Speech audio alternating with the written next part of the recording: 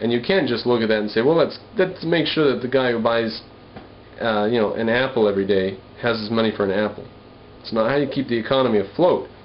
But in order to try to keep the economy afloat through this method, they were willing to sacrifice present firms and let them go under, let them go bankrupt and fold. In 1931 and 32, employers felt the burden of proof for wage cuts rested definitely upon them. Remember, we're in a situation of fascism, and the government, the president, wanted people to do things voluntarily a lot, and when they weren't willing to, he was very willing to write legislation to force them to do it, which was struck down again and again and again and again and again as unconstitutional. So the American people were under siege. They were being violently assaulted by a barrage of statist propaganda and nonsense. Bad situation. And to this day, a lot of people give FDR credit for helping end the Depression. He made it more severe and prolonged it. Okay, so they felt that the burden of proof for wage cuts rested on them. They had not forgotten the living wage argument of the war and the early post-war years. They sensed the importance of maintaining purchasing power and realized the opposition of the public to the cutting of wages. The president took a very firm position in opposition to wage cuts. In a series of conferences with different industrial groups in the fall of '29, he pressed upon them the importance of maintaining wage scales. In his public speeches throughout 1930, he took a similar position. So here we have a fascist dictator who's been elected, going around saying, don't cut wages. It's better not to cut wages. And businessmen who know better cave into authority, to the pink dragon effect. Well, I mean, they caved into fear. Who knows, they might have been put in jail if they didn't go along with this thing, or been hit with legislation, which they were. Okay, then it goes over some statistics. In the fall of '29, 4 times as many employers reported increase in wages to the Bureau of Labor Statistics as reported wage reductions. In the fall of '29, 4 times as many employers reported wage increases. During 1930, the facts were reversed.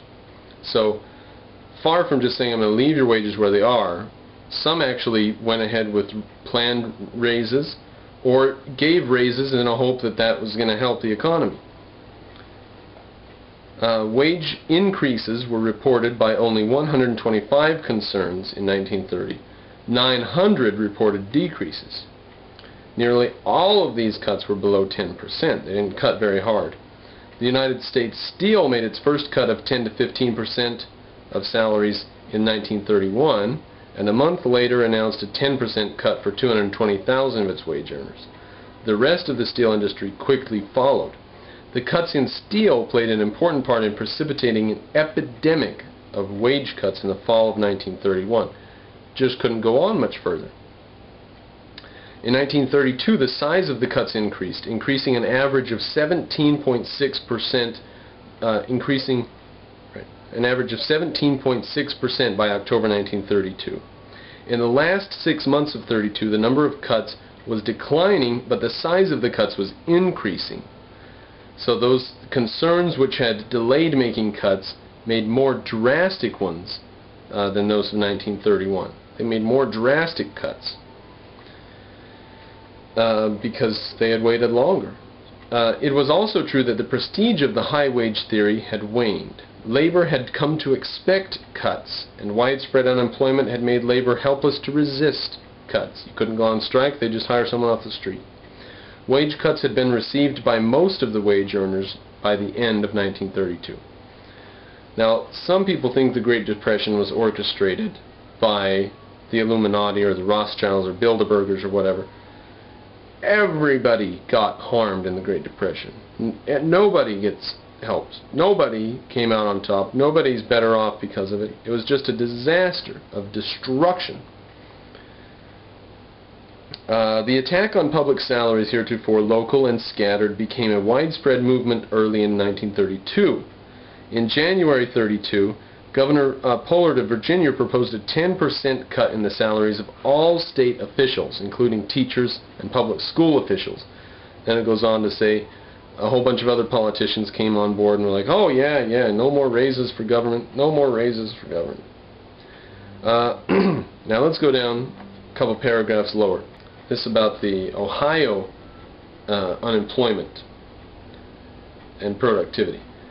The Ohio figures are the only ones available giving a picture of the changes in average annual earnings for a large industrial area during the Depression years. In Ohio manufacturers, wage earners received average annual incomes of $1,598 in 1920, then $1,252 during the Depression of 21. In 1929, their annual incomes was $1,499. In 1930, it was $1,365. In 31, it was $1,185, and in 32, it was $960. An average decline of approximately $180 a year for 3 years in succession. These are very close to the average incomes received by wage earners in all of the Ohio industries combined in the respective years. So wages dropped drastically. That's some exact numbers on the phenomenon we've been talking about. The widespread and drastic wage cuts of 30 and 31, the prevalence of nothing but part-time work for those who had any jobs at all, and the extremely low living standards of the millions of families who subsisted on relief during the Depression period, combined to accustom American wage earners from 1931 onward to a much lower standard of living than they enjoyed from 1900 onward. Now, at first you say, well, wait a minute, that couldn't be true. People in 1900 and 1910 and 1914 were better off than people in 1931 and 32? So you read a little further here. There was no time between 1890 and 1930 when living standards of wage earners were demoralized like they were between 31 and 34, except from 1993 to 1996. It will be pointed out, and here's where we get to the bit, that standards of living in the 1930s, even for relief families, were higher than were standards for comparable groups between 93 and 96. That is true. And it says that. I'm continuing the quote. That is true. The nation had registered some progress between 1890 and 1930, and not all of the new items added to the American standard of living were eliminated, even for the unemployed, during the Depression of the 30s. But the reductions both in incomes and living standards were serious. One of the things that people had was automobiles to get somewhere. And a lot of them put everything on their vehicles and headed for California or whichever. So, no, we were not as bad off as we were in 1900 and 1910.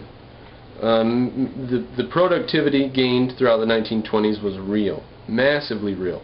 And the problems, the readjustment from over-speculation in these fabulous new wonderful technologies would have just been a readjustment in which 1 million or 2 million people lost their pants.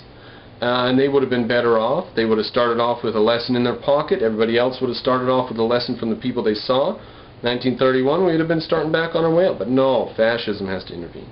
Try to help everything. Page 10, selection number 6, selling apples and shining shoes. The next 5 readings indicate the changed values of the American people and a new look. The early depression put upon the face of America. Selection 6 describes some of the new ways the unemployed earned a living, or tried to, from the New York Times, June 5, 1932.